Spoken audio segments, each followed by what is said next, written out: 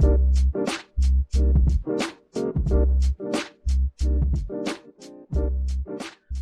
everyone, welcome to Marketing Corner by Casper and Jen. Today we're working on episode 9, and we're going to be talking about B2B Facebook targeting. We ended on a bit of a down note on the last episode, talking about the future of tracking.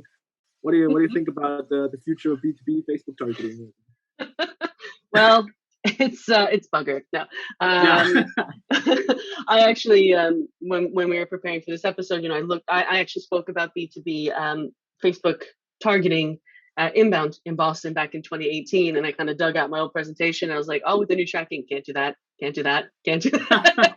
So I think it's a good time to revisit this now with the new tracking changes, and what can you do, and how can you, because everyone says, oh, Facebook isn't great for B2B. I've heard that all the time, but that has not been my experience. Actually, I kind of started my career with B2B Facebook targeting and did pretty damn well. So Exactly, and that's why I think it's really good that you and I can take this to the moon. Because my take is also that Facebook's great. Like, you can really do a lot with Facebook when you're in B2B. You really just got to know what you're doing, which is different from maybe LinkedIn or something. Which also, you of course, need to know what you're doing. But my point is more that it's easier to target the right people on LinkedIn. It's not easy to target the right people on Facebook. But there's workarounds, and when you find those workarounds, you can definitely make it cool. I think it's good that we do this episode now, just for the people listening, because we talked about tracking. We made it a little bit hard for people, but here it's not all bad, peeps. Don't worry about it. There's hope. There's a light at the end of the tunnel. This is it. Yeah, this is it. Okay, so can you talk a bit about like overall what do you do and like for B2B Facebook targeting? Do you have any approaches you use? And yeah, absolutely. I think one of the things that I had a lot of success with is using Facebook to its advantage. Facebook is great in that there's a lot of people on there, and you can, rather than these high intent channels like Google search and things like that, you can put yourself right in front of people who don't even know that they have a problem. They don't even know that your solution exists. I know when I was at Plan Day, and now that I'm at Dixa, we're very much disruptors, so people don't know we exist. So these channels are a great way to tell people you exist, and then get them familiar with your product, as opposed to just hoping they hear about you. And this actually came about when I first moved to Copenhagen, and people asked me what I was doing. I was like, oh, I work for an online scheduling platform. And people were like, what is that? And I'm sure you have that at Templify, like, sorry, what? That was bad. That was bad in the beginning. Yeah. And that kind of dawned on me, like, people don't know what this is. No one's Googling us. And so how can we overcome that? And that's where I think paid social, and particularly Facebook, come in handy. So I actually developed, put that in rabbit ears, because it's kind of, I was listening to Perpetual Traffic, the podcast. Yeah, I love that one. Really great podcast. Yeah, big inspiration from Marketing Corner inspiration. And they talk about this kind of new awareness funnel. And so I took their concept and I adapted it to my business. And that's something that I use now when I'm kind of segmenting my audiences. I'm segmenting my messaging, audiences, ad formats, everything. And this essentially says, it's called the Upside Me funnel. This is what I called it. UPSYDME. Bear with me. Wow. So, if you think of awareness, right? And first you have people who have no idea they even have a problem. Yes. So in Templify's case, people who probably brand managers maybe, or people who are like, what the hell are you doing with all this? Plan Day, it was people who are doing scheduling with Excel. And they're just like, this is That's fine. What we've always been doing. They don't even know they have a problem. Yeah. Exactly. So that's the U. Then you have the P. You have the people who know they have a problem, but they don't know a solution exists. So they're going, oh, this sucks. I wish there was an easier way. But they don't know that there is. Then you get more to the traditional funnel with the S. That's the solution. They know a solution exists. They just don't know what it is, or they don't know you exist. Then you get to the Y. They want your product, or they know that your product exists. Then they desire your product. And so that's kind of, so the U and the P for me, the unaware that a problem exists, or where a problem exists that they don't know a solution exists, this for me is the kind of sweet spot that Facebook can hit. And then turn them into people who know about your product. And then the me part of it is maintaining people. So you want to obviously reduce churn. And because some of us B2B businesses, right, I work in businesses that are subscription based. So if you Yeah. grow, we grow. So we want to help you expand. So that's the ME. And I can put a picture of this up. I'll link somehow through the interwebs. We'll put it in the show notes somewhere. We'll put it in the show notes. So I think, so that's the first step that I would take, is kind of using the social media platforms, particularly Facebook. How can I get the unaware to the aware and then know about my product? And that's what I would use Facebook for in the first instance. And I think that's amazing. And I think that's actually a very sophisticated model of what I'm doing. But I've always when I look at channels in general, one thing I quickly, but I at some point discovered is that I like to follow the AIDA model for channel usage. So it's more like awareness, interest, desire, action, right? Mm-hmm. And you need to get as close to the bottom as you can, right?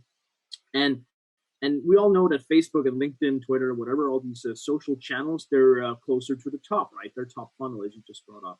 So my approach has almost always been, how do I get them closer to the bottom? And that's also because I've worked a lot in startups, and that's not necessarily the approach you want to use in a larger company, for that instance, in a larger B2B instance. But at least in a smaller startup, it's always been like, okay, we gotta prove traction now. We gotta find a way to make some bucks before we run out of money. So we gotta find the people who are not completely unaware they have a problem. Let's put it that way, right? So I've always tried to use tactics, and I can bring up some of them now that still work. Recently, maybe that's fine to use.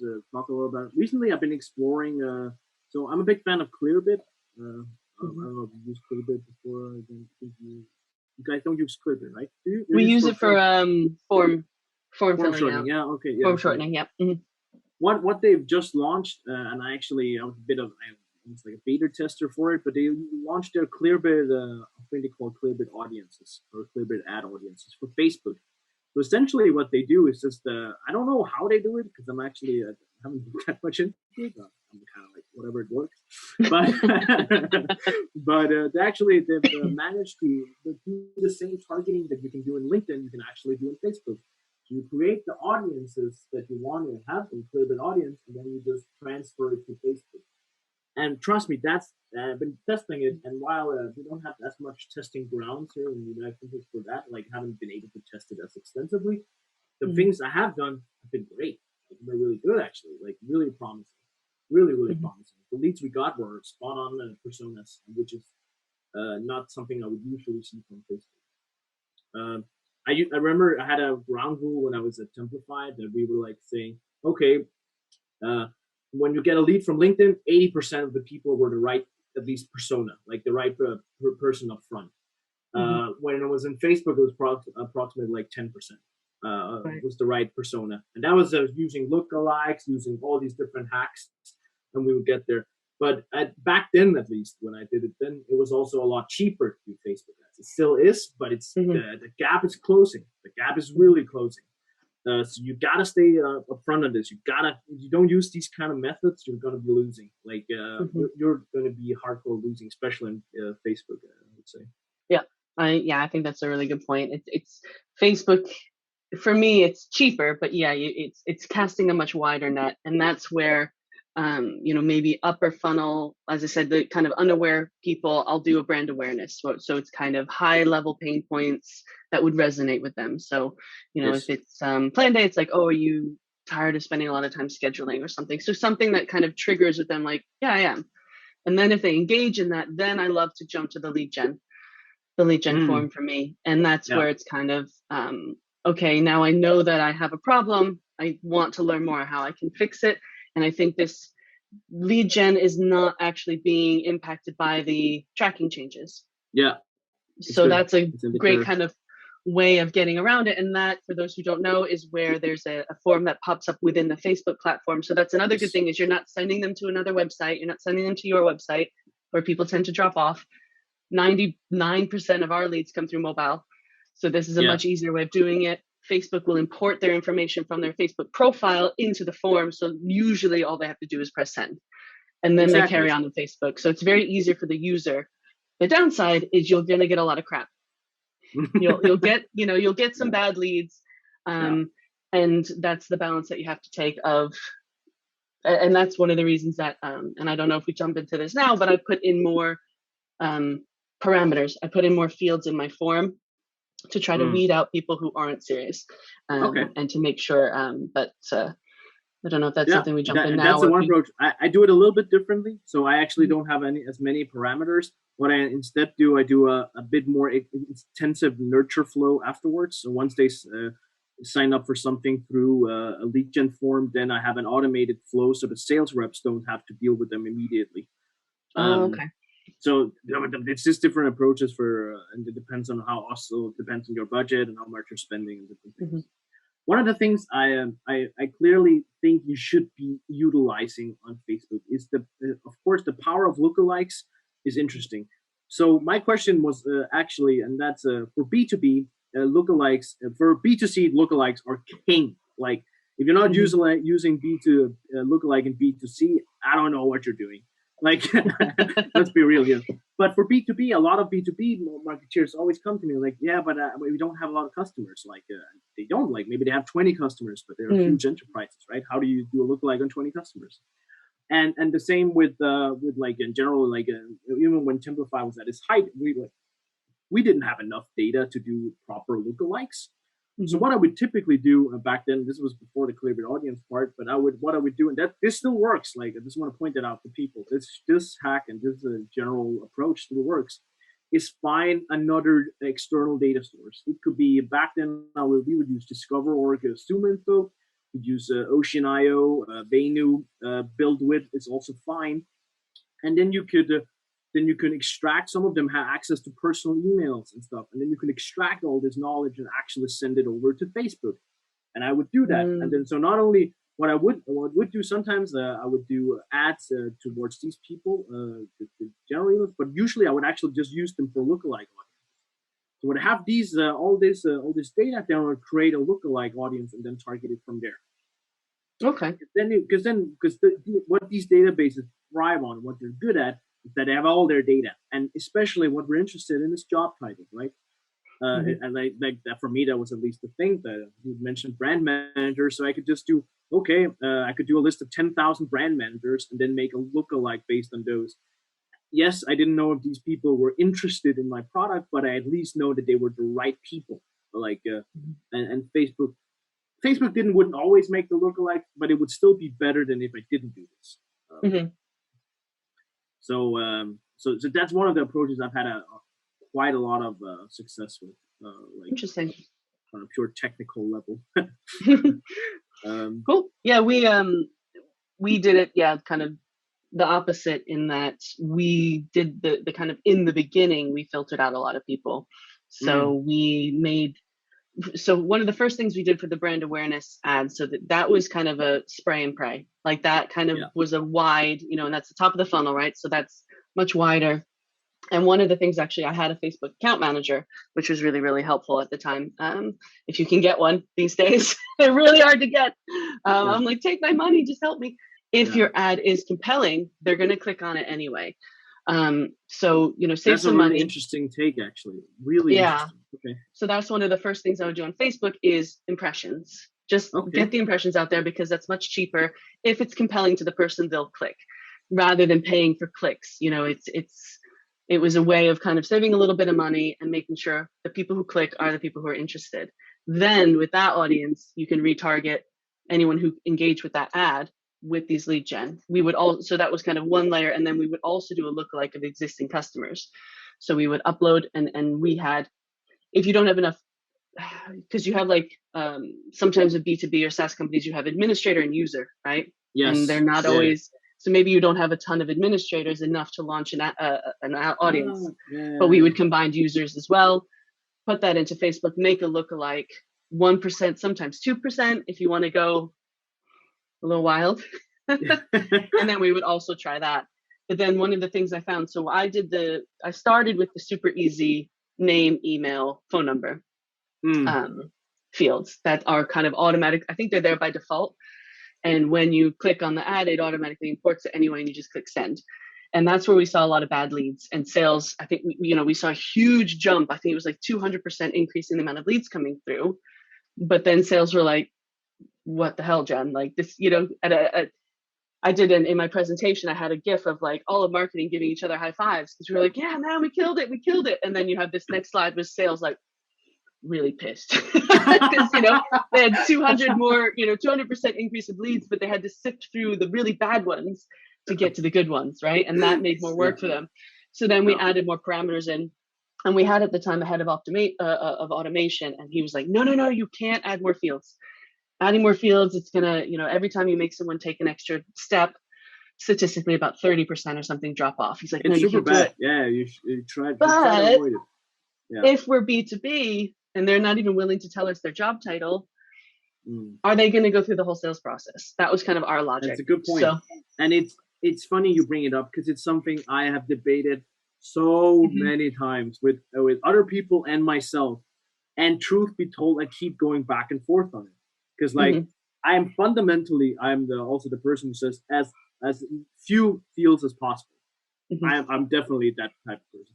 And there's sometimes cases where it's clearly a problem. Like I think there's also like a problem. There's a point where you say like, I don't care how many fields you have, but this is just too many. Like if you have more than, I don't know, 10 fields, then you just have too many. Like I don't care what you're asking in field 12, 13, 14, it's too many. Yeah. But the question is like, hey, should you have 5 or 6? And that's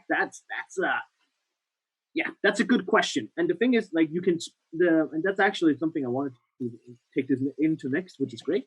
Because what can you do then? Like, how do you split test this? Because you can test it on upfront level. Yes, you get fewer leads, they're more qualified, but does that mean you may make more revenue in the end? Well, no, it's going to take us 6 months to find out. Like, so, and this is a fundamental thing, and I don't think we can cover that today, but maybe another episode is how you manage to optimize while your sales cycle takes so long. Like, how can you optimize for the future? And that's actually something I personally struggled with, and I think everyone struggles with. It's me. But how do you optimize your campaigns for what the outcome is in 6 months? You don't always know, right? Yeah, and that's a great point. I mean, what we were able to do by adding these extra parameters is, again, we knew our ICP. Coming back to the ICP episode, but we knew our ideal size and our ideal industry. So we made these fields. So how many people are you, and what industry? And so we had a drop down so they had to select the industry, and if they selected, so we had our sweet spot, and then we had other. And if you were outside our size, outside our industry, so you selected maybe too small or too big, and you were other, you were automatically put in through a HubSpot workflow where you were signed up for our newsletter, or you were signed up for a free trial. If you're in the sweet spot, sales want to talk to you right away. And so that went to a different queue, and sales got those good leads. And so that's what we in marketing did, to help optimize sales time. So sales knew, okay, these guys are a great fit. And what you can even do if you want to take it to the next level is you can say what industry they're in Salesforce.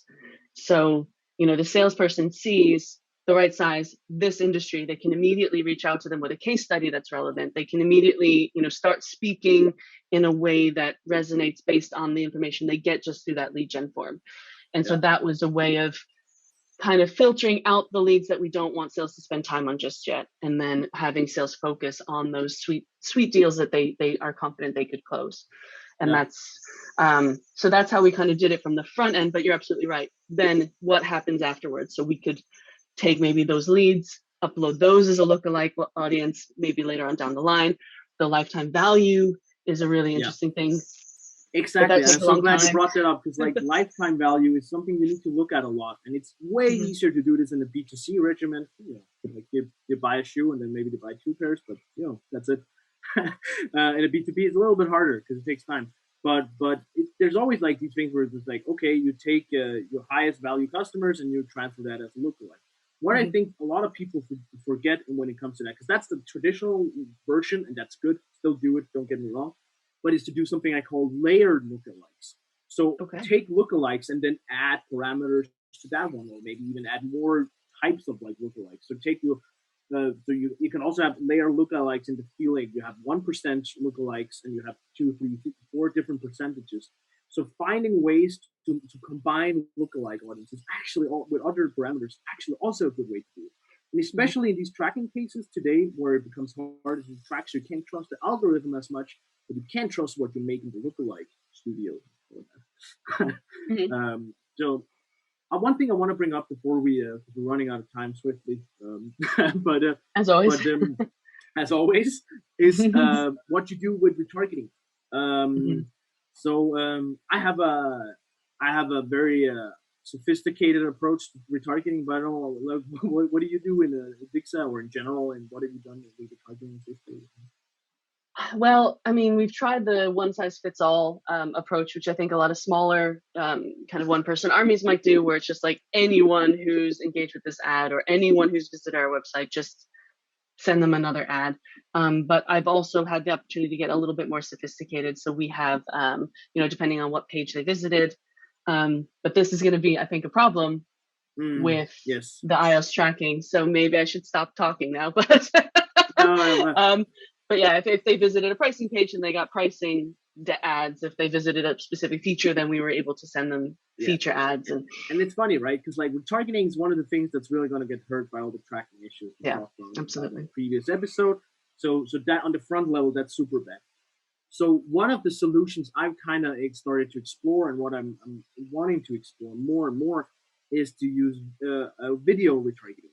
And so you can, so let's say you take someone who's been to your site and they've accepted tracking, which is not a lot, but it does. Then that at least those people you can actually say, okay, when they come back, then you can send them a video, and then you can keep them in that flow, because then that flow keeps them on Facebook. So if they've seen the video on Facebook, then you can go, okay, well, I can retarget it based on that. That's one of the ways to get around it. And you can also do, like, when you do top level funnel retargeting, then you don't have to have them click to the website. You can just say, okay, if you've seen 25, or I would usually, depends on the video length and all that stuff, but let's say between 25 and 50% of your video, then I want to hit you with more stuff, right?